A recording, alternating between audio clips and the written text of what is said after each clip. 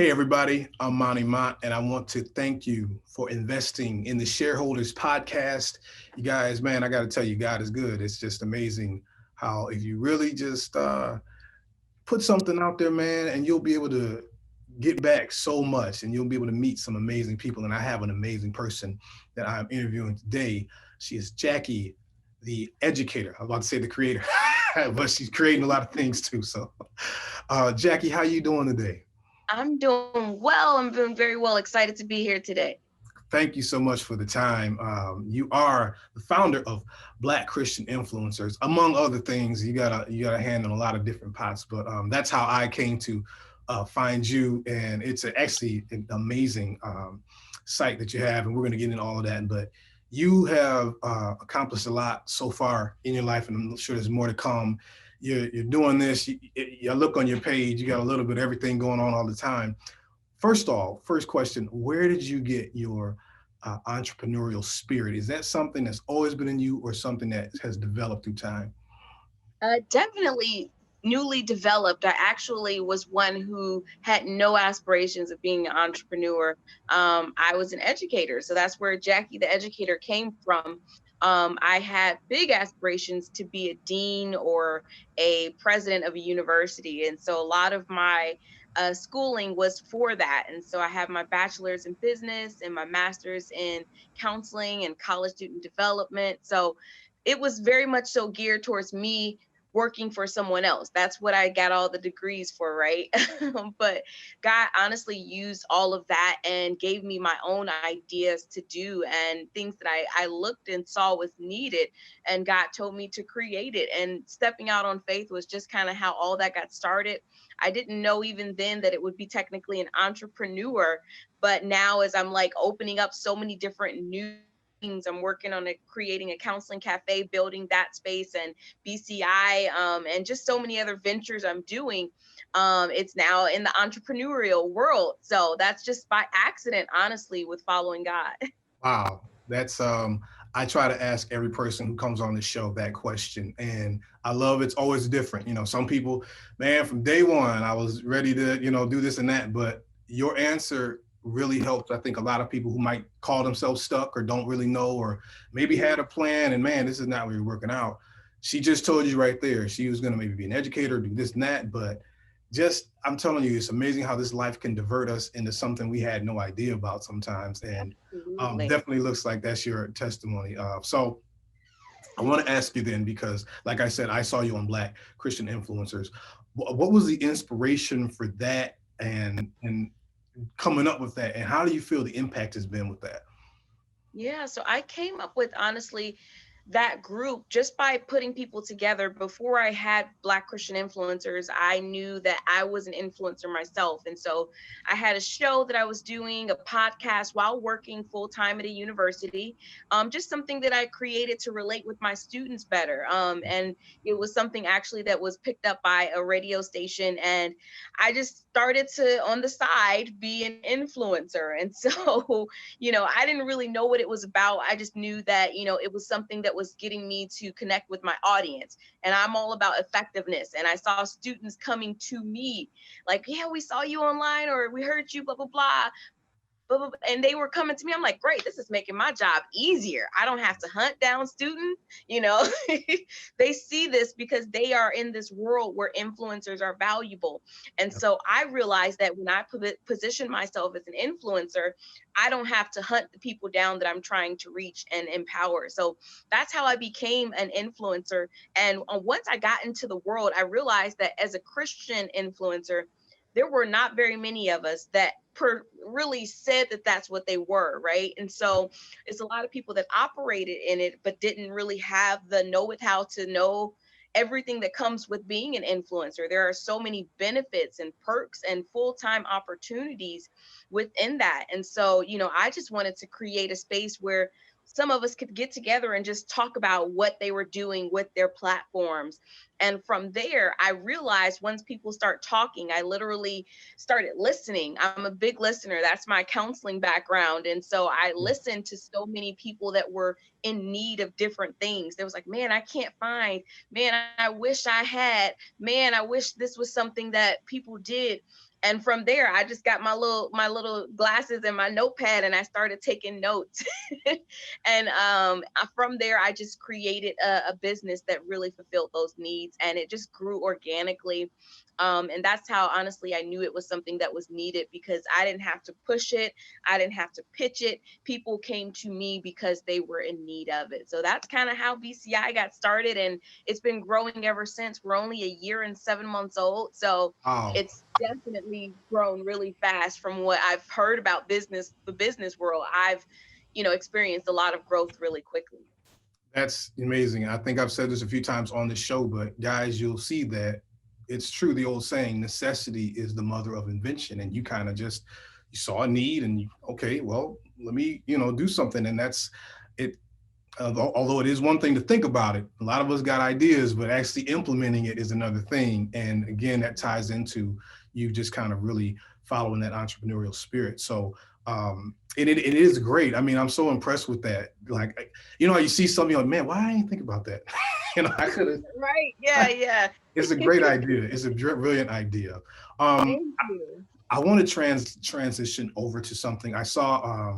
I can't even remember if it was your live or I just saw you post a video and you had talked about dealing with depression Hmm. and the things you went. I think you had posted. It was a couple of years back. It was a video, and you were just kind of expressing by yourself. And one thing I really loved in that video, you said, he was like, I just want to talk. I don't really need anybody to talk. Just let me get this out. And what has it always been with, especially the African American community, where talking about mental health and things like that, it's always kind of been just like, you know what I mean? We never really truly embraced that, but it needs to be talked about. You know what I mean? Could you just kind of give some insight into why you felt it was needed to do that, post that, and talk about it? Yeah, yeah. So at the time, I had no idea I was going to be sharing it. I was seeing a counselor because I was going through a difficult time in my life. I was separated from my husband, who had severe PTSD. And, we had a great life before that. And then the PTSD really just kind of took him to become a different person. Right. And so I wasn't comfortable with how quickly things changed. And so I needed to talk to someone, Yeah. a counselor. I was going to school for counseling at the time, and I needed a counselor. And so, one of the things that she suggested was that I talk to like a video diary. First, she said, well, write out your feelings. I was like, I ain't got time. I got two kids. I got this going on and that. And I didn't. And so she told me start talking to my video diary. And so I did that.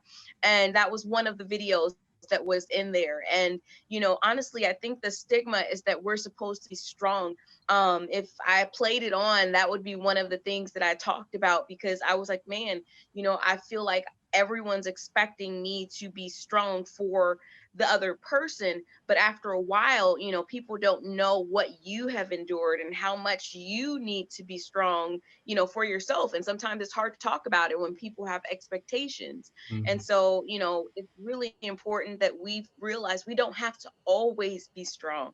Even though we are strong, we're built that way, from the how God created us. He's given us strength, but it's okay to be vulnerable. It's okay to open up and share those moments, because when I shared it, when I released it, I got strength from that, releasing that tension, that built up thing, that what I didn't want to say, coming out made me feel better. And now, I was able to heal from it. A lot of people don't recover because they don't ever open up, and it builds up, and then they have all this resentment, anger, bitterness, and it never gets dealt with. And for me, like, the fact that I went through that hard process, I talked about it with my counselor, I did the video diaries, even when I didn't want to. That was one of the entries. I was like, I don't want to talk about this, but that was part of my process. And going through it is what led me to now be whole and able to move and flourish in different ways. So definitely needed. I feel like we got to stop putting that stigma that we have to be strong and handle it by ourselves. So, That's so well said. And when I watched it and the way you were talking, it was so real. And you know, I could even tell in the thing. I didn't at first. I didn't know when this was, but you could yeah. just tell that you were really trying to work through some things, and it was just more of a cathartic thing. And I really, my church a couple weeks ago, we did a little a panel about mental health, and we got so many responses from people, and people not even maybe knowing how to deal with it or just struggling with it. And I was just so blown away that, we talk about, go to the doctor and get a checkup and get your, but we don't really talk about, getting our mental as well. But it was so apropos what you did there. And I was going to ask, how was the feedback? Did anybody kind of let you know how they felt about that? Oh yeah, I mean, I've gotten so many messages in my inbox, and people obviously under the post responded. This I probably posted it. It's probably 5 years now because the post, I think I even made that about 4 years ago. But I've posted it several times, and each time I get people who overwhelm my inbox saying, "Man, you have no idea how much it encouraged me to see you, someone who looks so successful now, to know that you were in a place like that." The fact that people think that, we all just are perfect all the time and never deal with anything, Right. that's a myth. And we play into it, right? With our pretty pictures and our filtered posts. And it's okay to have that, but I constantly, like, God keeps me vulnerable. He tells me exactly when to post it. He's like, post it again.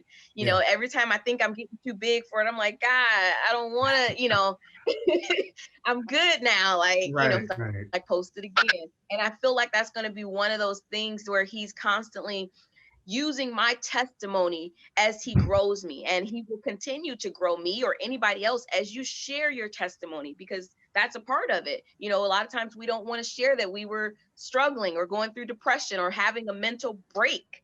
If you look Yes. in the background, I tell some people, I'm like, look at the background. If you think your house messy, I had dishes on the kids' table. They dressed up clothes all over, hanging off, and Yeah. my face is a mess.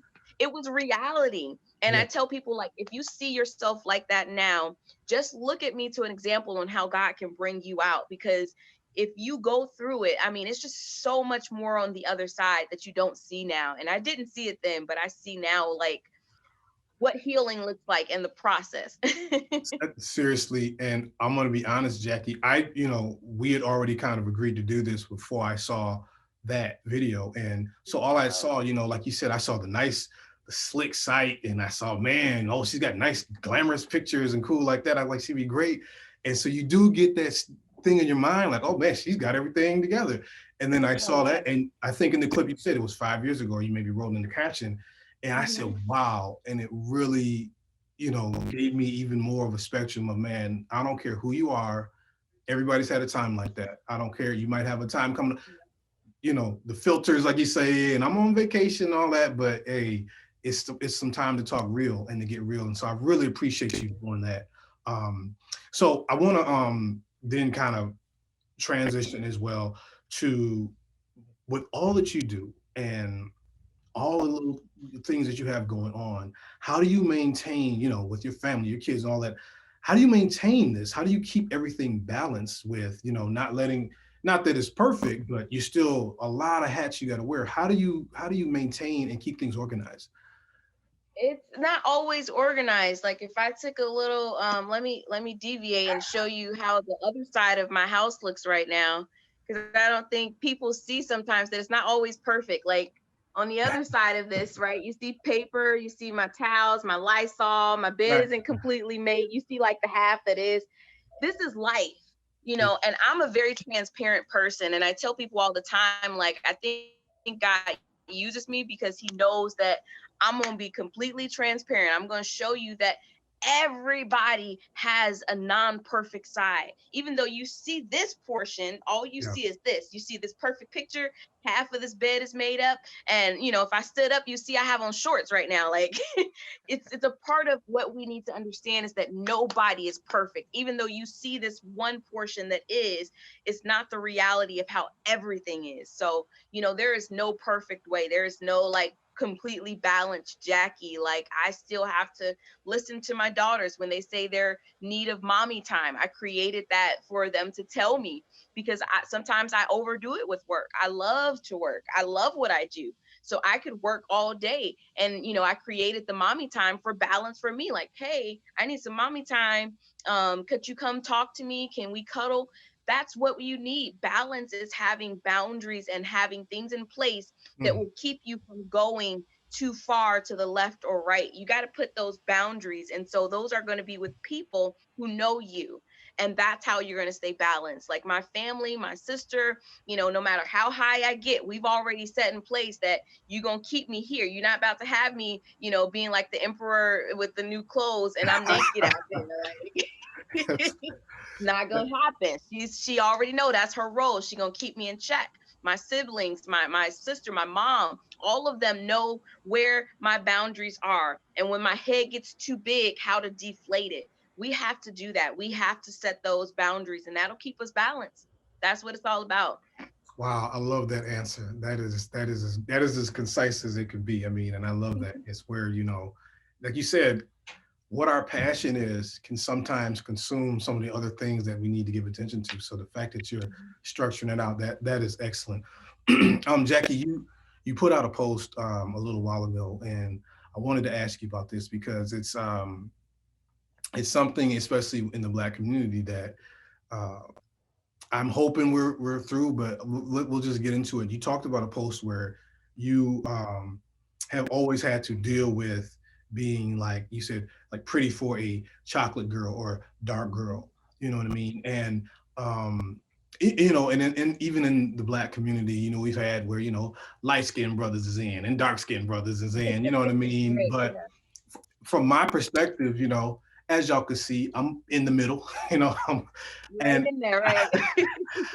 I've never really had to deal with that, but I've heard people talk about how that whole stigma we put on like dark skin, or you're nice, or even you're nice for a bigger girl, or you're nice for, and we don't really understand how people have had to deal with that throughout their whole lives. And so I was wondering if you could just kind of talk about that post you put out and what it meant for you to develop and realize who you truly are, regardless of shade or how dark or light you are. You know what I mean?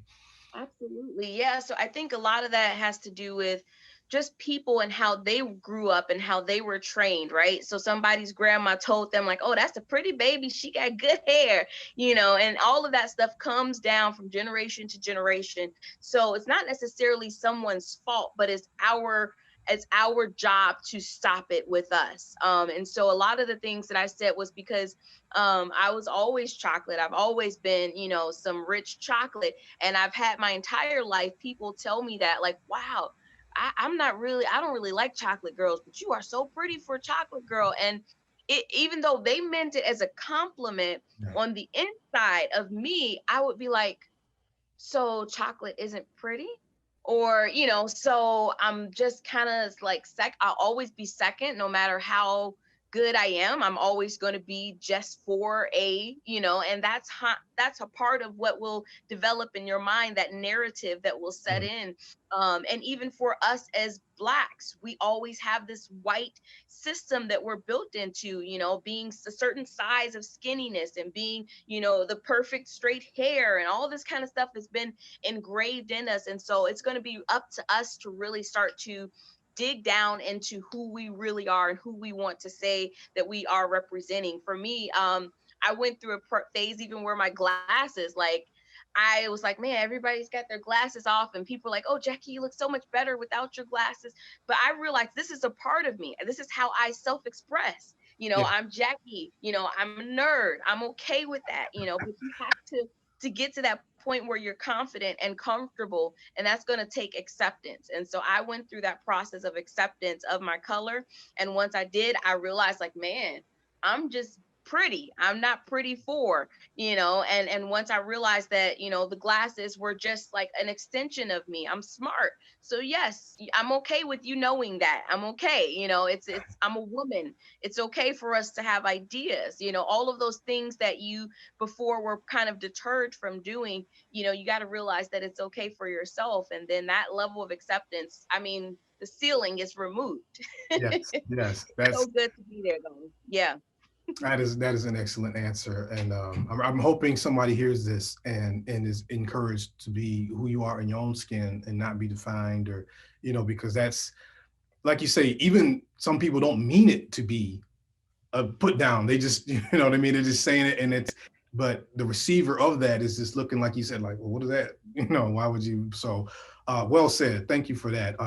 Can you talk to us? We know you got a lot of things going on, but I would love for you to just talk about what is Black Church Rocks? What is that? And what is all that entail? If you could break it down for the listeners and viewers. Yeah, so Black Church Rocks is a really great organization that we're partnering with, and they have created some initiatives that are going to help people be informed on voting and where they can be actively involved. Sometimes we don't know where to find the answers. You're living in specific places, and maybe you don't know where your polling locations are. Maybe you don't know what time you're supposed to be registered, for Yeah. certain locations. The Black Church Rocks has done a great job of organizing and keeping it in one place where you can constantly be informed. Once you sign up for it, you can regularly be updated, right? For me, like this update that just came on my phone is that simple, right? We have so many things going on in our world. It's good to have a place where, you can know that, okay, they're going to keep me in line with what I need to know and some of the things I should be paying attention to. So I think for a lot of people, if you haven't already, check out Black Church Rocks and see for yourself. Just sign up and take some of the pressure off of yourself to always have to know the right times and days and stuff, and let somebody just kind of remind you when you need it. So it's a Yeah. great place to kind of get information and be downloaded into. Definitely check that out. Definitely check that out. Before I let you go, I wanted to ask you, have you had, I know people are going to watch this and be like, even despite all you said, be like, man, wow, I'm trying to be like that. You know what I mean? But have you had any mentors or people that have been influential in your life that you could go to just in your businesses or just personal that you could really lean on that's helped you along the way? The crazy part is that when I was in education, I had so many mentors. Mhm. Like I had a dean that was a woman and she was of color, and she was like, yes, that is who I will be. That's my, goal. And now she's, I think, a vice president. And so when I was doing that, I had a lot of mentors. But in this realm of entrepreneurship, mentorship is hard because you usually are doing something that hasn't been done before. So you Mm. have to look at mentors differently. I look for skills versus necessarily, I guess, job description. So there are people who I lean on for finance expertise. There are people who I lean on for specific social media expertise. So you got to be creative in how you find the people. But I have a surrounding environment, the community that I built. Those are my mentors within that organization. So honestly, it's so great to have community. You don't always have to think of mentors as being somebody old and, you know, Yeah. gray and stuff. Sometimes it's just somebody who has more experience in that area. And I have so many people in the community who have experience across the board. Man, that is awesome. That's awesome. Jackie, thank you so much. Real quick, are there any books that you've read, anything that you could recommend, anything that you like, or anything that's kind of helped you for I love to give a little reading tips to the people as well. Yeah. So honestly, I've read so many books, and I'm gonna get in trouble if I start name dropping any. But I will recommend. There's Brian Bullock, and he talks about legacy. I love his book, and he's really good at giving practicality and just some good sound advice on especially as a Christian. For me, that was good to kind of see that legacy building and faith training in one. Yeah. I want to say it's Legacy Builder. Brian Bullock is his name. So look him up. He's a great author. And I think has a great message to say as well. Outstanding, outstanding. Guys, this has been the Shareholders Podcast. I'm Iman. This has been Jackie the Educator. Jackie, where can people find you? Your plugs, just let them know. Yeah, Jackie the Educator on any social media platform, and blackchristianinfluencers.com. And we're also on all the social media platforms as well. Guys, check us out, of course, Mighty Sharp Show. That's where you'll see this one at. And of course, our shareholders feed on Instagram, the Shareholders Podcast. Jackie, I want you to have a great day. I know you're back. You're probably going to get to going right now. So thank you for the time and be blessed. Absolutely. Thank you. Have a good day. All right. This has been a production of the Mighty Sharp Network. Executive producer is Monty Mont. Watch the corners and always stay sharp.